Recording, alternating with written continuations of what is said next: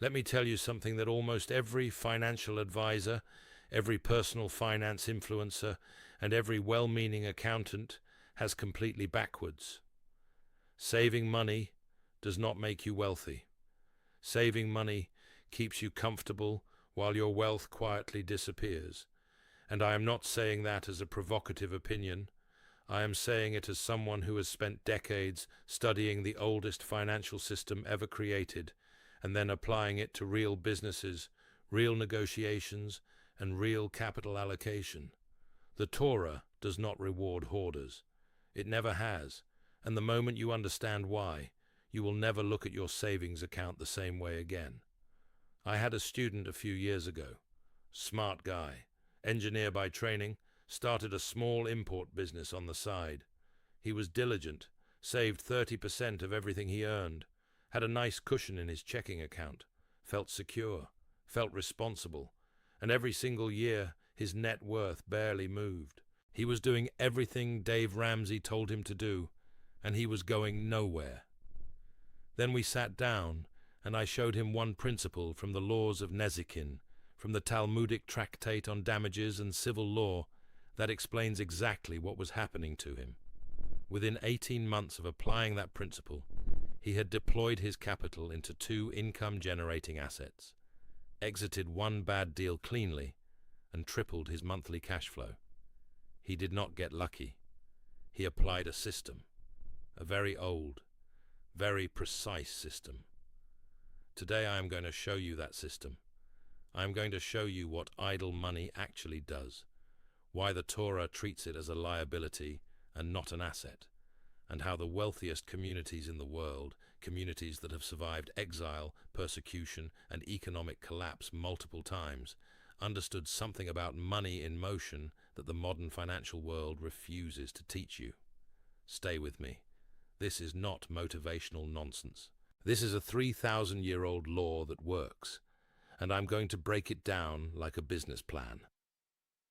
Let us start with the problem, because you need to understand exactly what you are fighting before you can understand the solution. Most people think about money in 2 categories: money you spend and money you save. That binary thinking is the trap. It is the mental model of a laborer, not an owner. And the reason most people stay in the laborer mindset their entire lives is because that is what the educational system was designed to produce. Workers who consume, and workers who save just enough to keep consuming later. That is not wealth. That is a managed poverty cycle with better marketing. Here is what actually happens to idle money. Right now, your money is exposed. Inflation, market crashes, economic collapse. Most people lose everything when it hits. Jewish billionaire families never do. For 3,000 years, they've used one Torah system to protect and multiply wealth through every crisis. That system is now in one book. Link in the description and first pinned comment. Inflation erodes it. That is the obvious one. If your money is sitting in a checking account, earning 0.5% annually, while inflation runs at 3 to 4%, you are losing 2 to 3.5% of your purchasing power every single year. That is not a small number. On $100,000 sitting idle, you are losing between $2,000 and $3,500 per year in real value, every year, without doing anything wrong, without making a bad decision, just by doing nothing. This is the financial equivalent of leaving inventory in a warehouse that is slowly rotting. You are not preserving wealth, you are slowly burning it. But here is the deeper problem, the one that nobody talks about. And this is where the Torah becomes extraordinarily precise. Idle money does not just lose value through inflation. Idle money costs you opportunity. Every dollar that is sitting still is a dollar that is not building a relationship, not generating a return, not creating leverage. In business terms, we call this opportunity cost. In Torah terms, they called it something more serious, and I want to explain that to you now. There is a concept in halachic financial law, in the body of Jewish legal and commercial jurisprudence, called ribbit and the broader framework around it. But I want to focus on something adjacent that comes directly from the laws of the Shomer, the guardian or custodian. In Shemot, in Exodus chapter 22, starting at verse 6, the Torah lays out a detailed legal framework for what happens when someone is entrusted with another person's property. There are 4 types of guardians described in halachic literature: the unpaid guardian, the paid guardian, the borrower, and the renter. Each has different levels of liability, but the critical insight, the business insight, is this: even the unpaid guardian, who is simply holding something for free, has obligations. He cannot just leave it sitting there if leaving it creates risk of loss. He has an active duty of care. Now think about what this means when you apply it to your own capital. You are the guardian of your money. The Torah is telling you in explicit legal language that passive custody is not neutral. Passive custody has consequences. If money is left idle and it deteriorates in value, you have failed in your duty as its steward. This is not a spiritual metaphor. This is a legal framework applied to a commercial reality.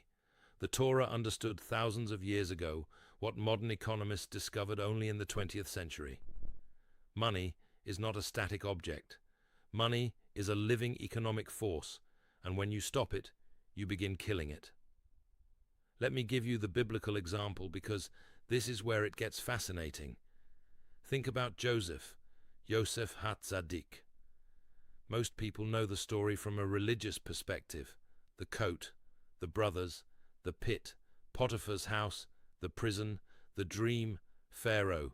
Beautiful story. But I want you to look at it from a capital allocation standpoint, because what Joseph executed in Egypt is one of the most sophisticated economic strategies in recorded history. Pharaoh has a dream: 7 fat cows, 7 thin cows, 7 good ears of grain, 7 blighted ears. Every deal you've ever lost, every salary you didn't get, every contract that fell apart, happened because you didn't have this. For 3,000 years, Jewish billionaires have negotiated with 12 Talmud tactics that nobody taught you. I put every single one in one book, the Talmud Negotiation Bible. Link in the description and first pinned comment. Get it now. Joseph interprets it: 7 years of abundance, 7 years of famine. And then, this is the part most people gloss over, Joseph does not just interpret the dream. He immediately presents an economic plan. He says in Bereshit, in Genesis chapter 41, verse 33, "And now let Pharaoh look for a discerning and wise man and set him over the land of Egypt." He is essentially pitching himself for the CFO role of an empire. And then in verses 34 through 36, he lays out the plan: appoint overseers, collect 1/5 of all produce during the 7 good years, store it, hold it in reserve for the famine years. Now here is what I want you to notice. Joseph does not say save everything. He says collect 1/5, 20% of production during years of abundance. That is disciplined capital allocation, not hoarding. And then he does not let that grain sit in one location. The text tells us the grain was stored in cities, distributed across multiple storage sites throughout Egypt. He diversified the asset across geographic locations to minimize concentrated risk. This is not a Sunday school story. This is a risk management framework operating at a national scale, executed by a man who had been trained in suffering and discipline. And because of that system, when the famine hit, Egypt did not collapse. Egypt became the dominant regional economic power. Everyone came to Egypt to buy grain. Joseph, as Pharaoh's second in command, was effectively running international commodity sales during the worst economic crisis the region had seen in decades. He turned scarcity into leverage. He turned stored, strategically allocated resources into geopolitical dominance. That is what capital in motion does. That is what money that is working does.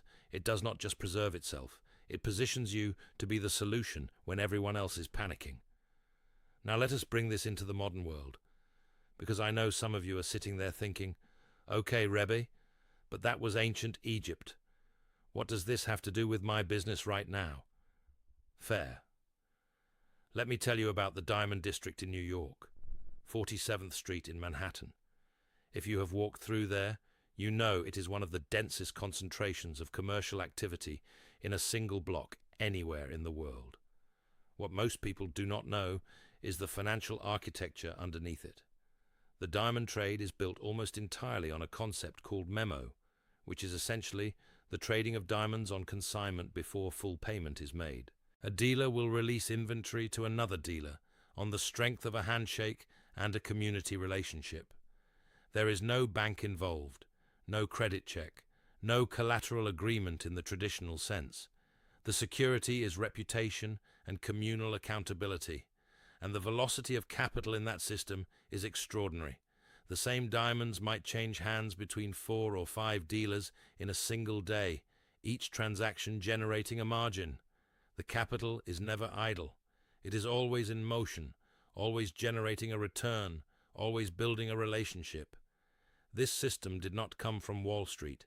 It came from centuries of applying Torah commercial law, specifically the laws around amana, trust and fiduciary duty, to real trade in real markets. The principle that your word is your bond, that relationships are collateral, that capital in motion builds community and wealth simultaneously, that is not a modern financial innovation.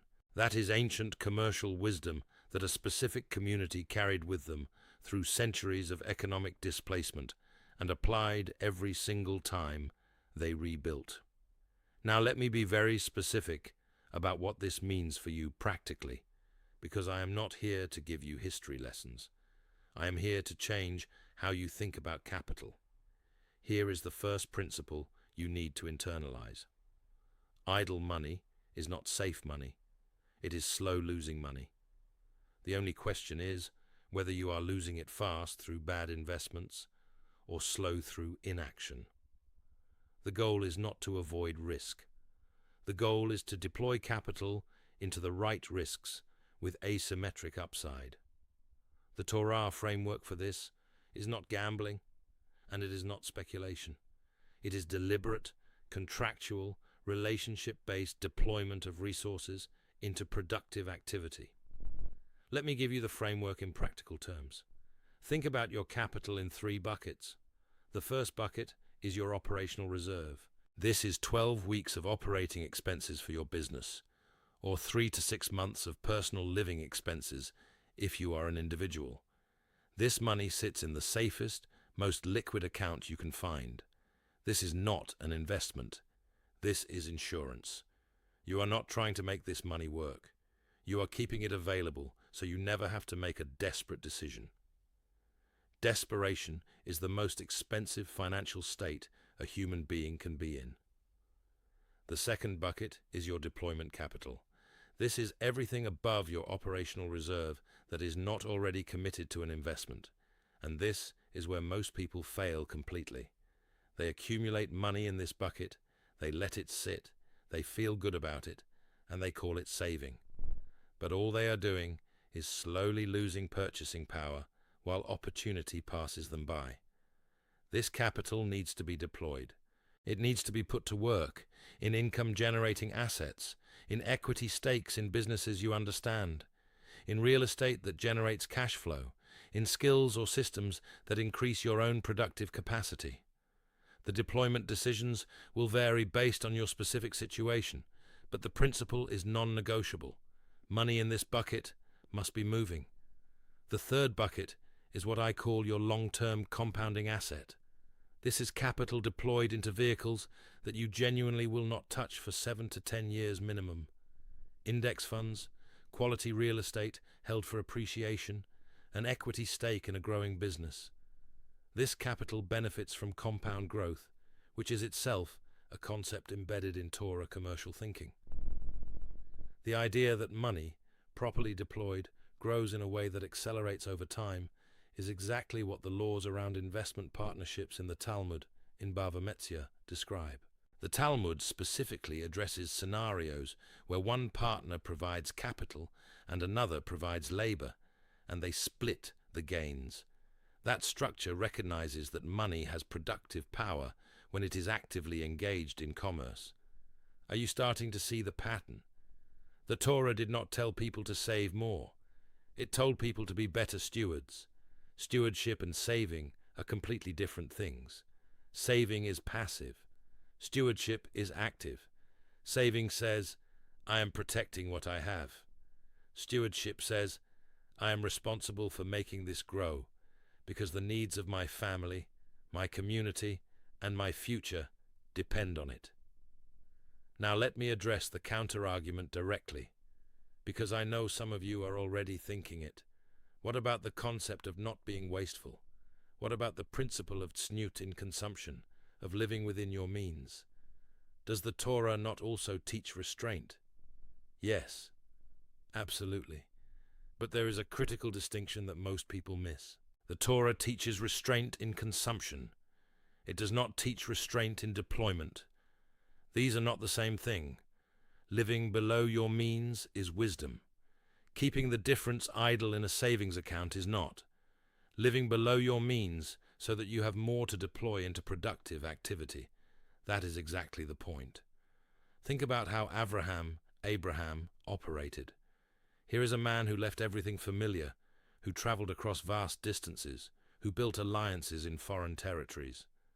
In Bereshit, in Genesis chapter 13, the text tells us that Abraham was very heavy with cattle, with silver, and with gold. The Hebrew word used, kaved, carries connotations of weight and honor, but also of load. Abraham's wealth was a load he carried because it was always in motion, always being managed, always being used to build relationships and alliances. In Genesis chapter 14, he takes 318 trained men and goes to war to rescue Lot and recover seized goods. He then, in a remarkable display of strategic wisdom, refuses to take any spoils for himself from the king of Sodom, because he understood that accepting wealth from a corrupt source would compromise his independence and his reputation. He is thinking about his brand. He is thinking about long-term positioning. He is not just thinking about the immediate transaction. And when the king of Sodom offers him the goods and asks him to keep only the people, Abraham says, I will not take so much as a thread or a sandal strap. Why? Because he had already calculated that being seen as beholden to that king would cost him more in strategic value than the goods were worth. That is the thinking of someone whose capital, whose relationships, whose reputation are all in active motion. You cannot make that calculation if you are sitting still. Let me give you 3 specific things you can do this week, because I promised you tactics, and I am going to deliver them. The first thing is to audit your idle capital. Right now, today, pull up every account you have. Checking, savings, money market, whatever.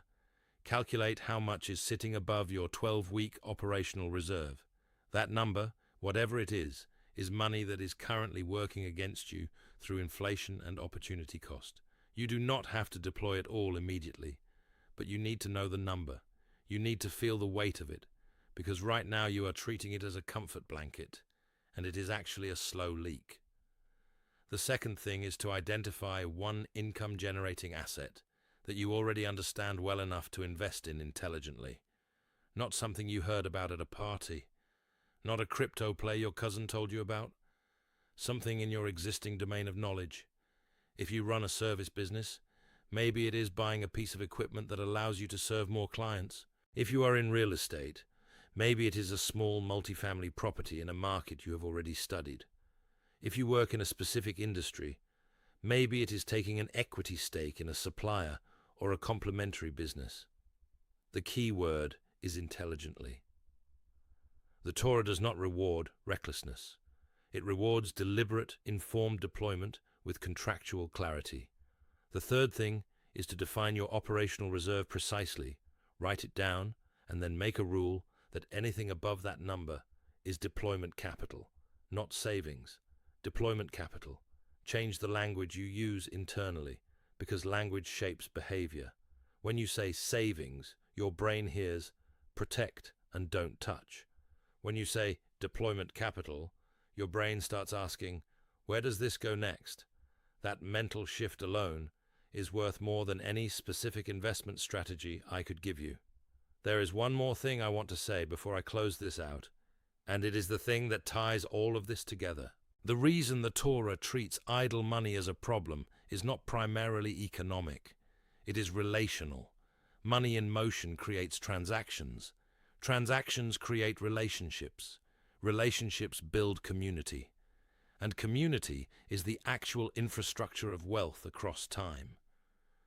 The reason certain communities have maintained economic resilience across centuries of persecution, displacement, and systemic exclusion is not because they had better investments.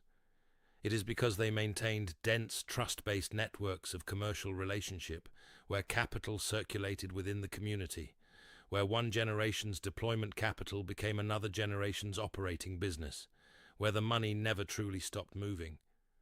That is not just a financial strategy. That is a survival strategy.